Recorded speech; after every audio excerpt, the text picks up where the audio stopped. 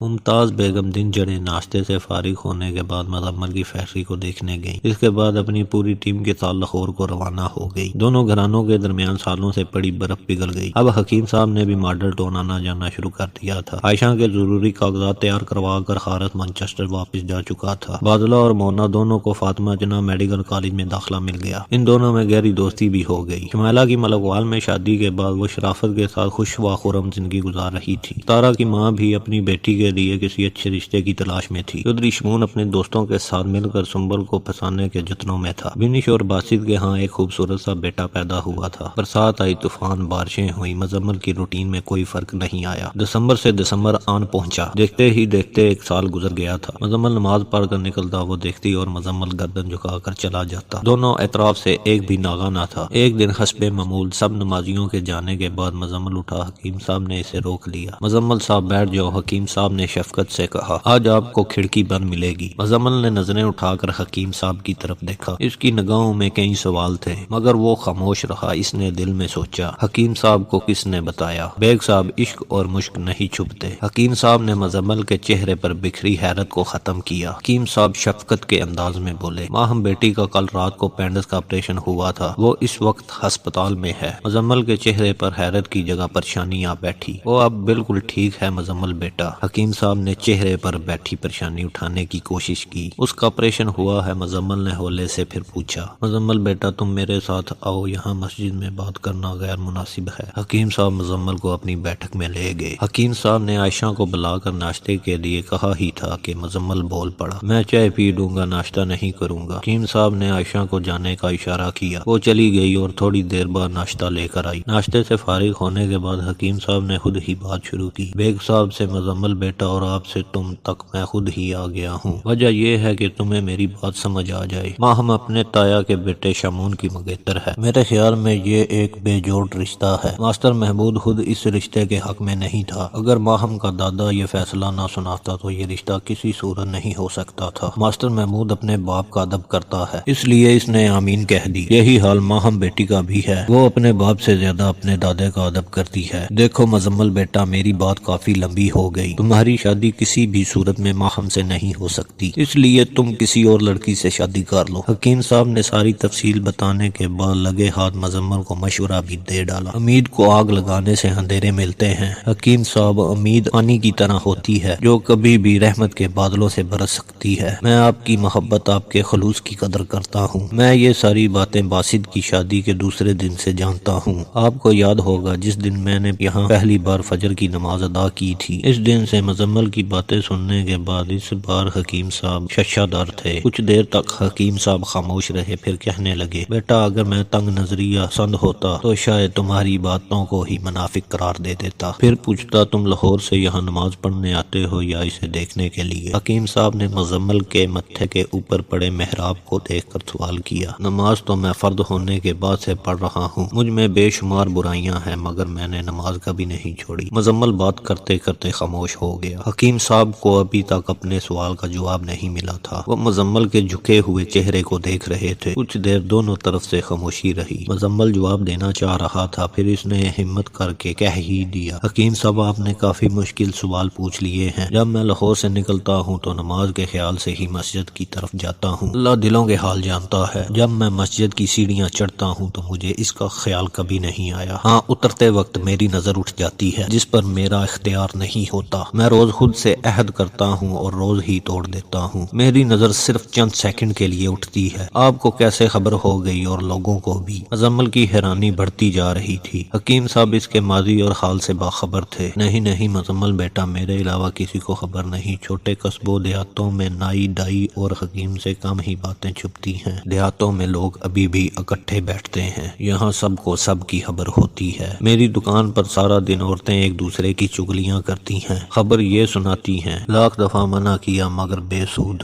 مزمل بیٹا، اچھی بات خوشبو کی طرح پھیلتی ہے اور بری بات بدبو کی طرح پھیلتی دونوں میں ہے بیٹا۔ بڑی بات کہنا آسان ہے، عمل کرنا مشکل، بلکہ بہت ہی مشکل۔ کیا کہا تھا تم نے؟ امید پانی کی طرح ہوتی ہے جو کبھی بھی رحمتوں کے بادلوں سے برس سکتی ہے۔ تمہارے منہ سے بڑی بات سن کر اچھا لگا۔ اب میری بھی ایک بات یاد رکھو، آم اور عشق جل کر ہی پکتے ہیں۔ حکیم صاحب نے تفصیل سے سمجھایا تھا، جو کہ مزمل کے مراج کے برعکس تھا۔ اس نے نے کچھ خفگی سے کہا، حکیم صاحب نہ تو میں آپ کا مرید ہوں اور نہ ہی مریض، میں تو بزنس مین ہوں۔ یہ عشق وشق پر میرا تو یقین نہیں ہے، میرے پیرنٹس بھی ایک دوسرے سے عشق کرتے تھے، میں ان دونوں کے عشق کی راکھ ہوں۔ امید کی بات کرتے ہو اور خود کو راکھ بھی کہتے ہو۔ بیٹا اگر کہنا ہی ہے تو راکھ کی بجائے خاک کہہ لو، راکھ میں مایوسی ہے اور خاک میں عاجزی، عشق عاجزی کے راستے کا ہی مسافر ہے۔ اس بار حکیم صاحب نے قدرے شفقت سے سمجھایا۔ حکیم صاحب کی نرمی اور اچھے اخلاق نے مزمل پر گہرا اثر چھوڑا تھا۔ حکیم صاحب پتہ نہیں کیوں میرا دل چاہ رہا ہے کہ آپ سے سب کچھ کہہ دوں جو میرے دل میں ہے۔ مزمل کو کچھ اپنیت کا احساس ہوا تھا۔ حکیم صاحب کی وجہ سے حکیم صاحب کے چہرے پر مسکراہٹ آئی۔ تم کہہ سکتے ہو میں تمہارا اپنا ہوں، کوئی غیر نہیں، اس لیے میں نے تمہیں بیگ صاحب کی بجائے بیٹا کہا تھا۔ تم سب کچھ کہہ دو، میں سن رہا ہوں۔ مجھے نفرت ہے، شدید نفرت اپنے پیرنٹ سے، وہ دونوں اپنی اپنی زندگیوں میں خوش ہیں۔ اگر میری دادی نہ ہوتی، مزمل کی آنکھیں سرخ ہو گئیں اور اس کی رگیں تن گئیں۔ ان کے ہونے نہ ہونے سے نو پرافٹ نو لاس۔ حکیم صاحب نے مزمل کو ایک گلاس پانی دیا، یہ پی لو بیٹا۔ مزمل نے خٹک خٹک سارا پانی پی لیا۔ کتنے سیلفش تھے وہ دونوں۔ مزمل بیٹا تم واقعی اچھے بزنس مین ہو، رشتے فائدے اور نقصان سے ماوار ہوتے ہو، تم رشتوں کو بھی فائدے اور نقصان کی طرح دیکھ رہے ہو۔ ماہم کی سوچ تم سے مختلف ہے۔ کل دوپہر کو مریم بہن آئی تھی میرے پاس، ماہم کے پیٹ میں درد تھا، میں گھر چلا گیا۔ میں نے مریم بہن سے کہا آپ نیم گرم پانی لے کر آئیں، وہ پانی لینے چلی گئی۔ میں نے ماہم سے پوچھا بیٹا کہو تو میں تمہارے تایا سے بات کروں کہ وہ شمون کی دوسری جگہ شادی کر دیں اور تمہاری اس لڑکے سے۔ میری بات سن کر ماہم کے ہاتھ پر پسینہ آ گیا، وہ گردن جھکائے خاموش بیٹھی تھی۔ میری بچی میں تمہاری شرافت اور پاک دامنی کی گواہی دیتا ہوں تمہارے ہی سامنے۔ ماہم بیٹا جو بھی تمہارے دل میں ہے صاف صاف کہہ دو، میں تمہارا ساتھ دوں گا۔ حکیم چچا محبت کی چھڑی سے عشق کا گلا نہیں کاٹا جا سکتا۔ پتہ نہیں یہ کیا ہے، مجھے اسے دیکھنا اچھا لگتا ہے، مجھے اس کا انتظار بھی رہتا ہے جب وہ مسجد میں داخل ہوتا ہے، میں تب بھی اسے دیکھ رہی ہوتی ہوں مگر اس نے کبھی نظریں نہیں اٹھائی۔ میں کھڑکی میں کھڑے رہ کر نماز ختم ہونے کا انتظار کرتی ہوں، جب وہ باہر آتا ہے صرف ایک نظر وہ مجھے دیکھتا ہے، اس کے بعد نظریں جھکا کر چلا جاتا ہے۔ میں نے خود ہی اپنی اس بیوقوفی کو محبت کا نام دیا ہے۔ بھائی صاحب یہ لیں نیم گرم پانی۔ وہ اپنی ماں کی آواز پر خاموش ہو گئی۔ میں آپ کے لیے چائے لے کر آتی ہوں، مریم بہن نے جاتے ہوئے کہا تھا۔ ماہم گردن جھکائے بیٹھی رہی۔ ماہم بیٹا تم مجھے اپنا باپ سمجھ کر بات کر سکتی ہو۔ حکیم چچا میں آپ کو ابو کی جگہ ہی سمجھتی ہوں، اس لیے وہ بات کہہ رہی ہوں جو میں نے امی سے بھی نہیں کہی۔ مجھے مزمل سے محبت ہے مگر اپنے ماں باپ سے عشق ہے۔ سب سے بڑے عشق تو ماں باپ ہی ہوتے ہیں جو اپنی اولاد کی خاطر ہنستے مسکراتے ساری تکلیفیں سہ جاتے ہیں۔ والدین سے بڑا عشق تو کوئی ہو ہی نہیں سکتا۔ ماہم بیٹا یہ عشق کیا ہے؟ میں ماہم کو سمجھنا چاہتا تھا۔ حکیم چچا عشق کے بارے میں کیا کہہ سکتی ہوں؟ میری رائے ہے عشق تو صرف ماں باپ کرتے ہیں اپنے بچوں سے۔ اللہ میاں جب اولاد کی نعمت دیتا ہے تو ساتھ ہی والدین کے سینوں پر عشق کا نزول بھی ہو جاتا ہے۔ عشق عطا ہے اور محبت حکمی۔ اللہ میاں والدین کو اولاد سے محبت کا حکم نہیں دیتا کیونکہ وہ تو عطا کر چکا ہوتا ہے، ہاں اولاد کو محبت کا حکم ضرور دیتا ہے۔ میں حکم ماننے والوں میں سے ہوں۔ ماہم بیٹا ایسے والدین بھی ہیں جو اپنے بچوں سے عشق نہیں کرتے۔ حکیم چچا میں نے تو آج تک ایسے والدین نہیں دیکھے۔ ماہم بیٹی تمہارے نہ دیکھنے سے حقیقت تو نہیں بدل سکتی، ایسے والدین بھی ہیں، ان میں سے چند ایک کو میں بھی جانتا ہوں۔ بھائی صاحب آپ کی چائے، مریم بہن نے چائے میرے سامنے رکھتے ہوئے کہا۔ بھائی صاحب آپ کی پھکی نے تو کمال کر دیا ہے، ماہم تو بالکل ٹھیک ہو گئی ہے۔ مریم بہن یہ پیٹ کا درد نہیں، مجھے لگتا ہے پینڈس کا درد ہے، آپ اسے ہسپتال لے جائیں۔ میں مونا کو بھی کہتا ہوں کہ اپنے تایا جی کو فون کر دے کہ شمون کو بھیج دیں۔ مریم بہن یہ کہتے ہوئے کمرے سے نکل گئی تھی۔ حکیم چچا واقعی سچ میں ایسے ماں باپ بھی ہوتے ہیں جو اپنی اولاد سے عشق نہیں کرتے۔ ماہم بیٹا عشق کہہ لو یا محبت، والدین کے دلوں میں اولاد کی محبت اللہ سبحانہ و تعالی ہی ڈالتا ہے۔ یہ صحیح کہا تھا تم نے، اس میں انسان کا کیا کمال ہے، یہ تو میرے مولا کی دین ہے۔ ہاں اگر اولاد اپنے ماں باپ سے تمہاری جیسی محبت کرے یہ بڑی بات ہے، اف کے بغیر محبت اور اداب، پھر بھی ایسی اولاد ہوتی ہے۔ ماہم حیرت سے بولی۔ ہاں کچھ بدبخت اس جذبے سے زیادہ اپنی خواہشات کو اہمیت دیتے ہیں، اولاد کو چھوڑ کر اپنی خواہشوں حسرتوں کی تلاش میں نکل جاتے ہیں۔ حکیم چاچا آپ جانتے ہیں ایسے والدین کو جنہوں نے اپنی اولاد کو چھوڑ کر اپنی حسرتیں خواہشیں پوری کی ہیں؟ ماہم نے مجھ سے عجیب حیرت سے پوچھا تھا۔ ہاں جانتا ہوں ماہم بیٹی، تمہارا باپ بہت اچھا بندہ تھا، ساری دنیا اس جیسی نہیں ہے۔ میں نے ماہم کے سر پر شفقت سے ہاتھ رکھا اور وہاں سے اٹھ کے آ گیا۔ حکیم صاحب کے موبائل کی گھنٹی بجی، انہوں نے کال ریسیو کی۔ مزمل بیٹا ایک مریض کی طبیعت خراب ہے، میں معراج کے گاؤں تک جا رہا ہوں، میں عروسہ اور عائشہ کو بھیجتا ہوں، تم ان سے گپ شپ لگاؤ۔ ہاں یاد آیا فرمایا خالہ کے لیے دیسی گھی خریدا ہے، عائشہ سے کہتا ہوں وہ تمہیں دے دیتی ہے، وہ یاد سے لے جانا۔ حکیم صاحب نے یہ کہا اور بیٹھک سے چلے گئے۔ تھوڑی دیر بعد عائشہ روسا کی ویل چیئر کو دھکا لگاتے ہوئے بیٹھک میں داخل ہوئی۔ گھی کا ڈبہ روسا کی گود میں تھا۔ مزمل تھوڑی دیر روسا سے باتیں کرتا رہا۔ عائشہ سے اس نے صرف اتنا پوچھا تم مانچسٹر کب جا رہی ہو؟ پھر اس نے اجازت لی اور بیٹھک سے نکل آیا۔ باہر سردی بھی تھی اور دھند بھی۔ مزمل نے مسجد کی سیڑھیوں کے پاس سے گزرتے ہوئے گردن اٹھا کر کھڑکی کی طرف دیکھا جو بند تھی۔ دیسی گھی کا ڈبہ اس کے بائیں ہاتھ میں تھا۔ ماہم کی کھڑکی بند ہونے کی وجہ سے آج مزمل کی آنکھیں بے نور تھی۔ وہ فیکٹری جانے کی بجائے لاہور واپس چلا گیا۔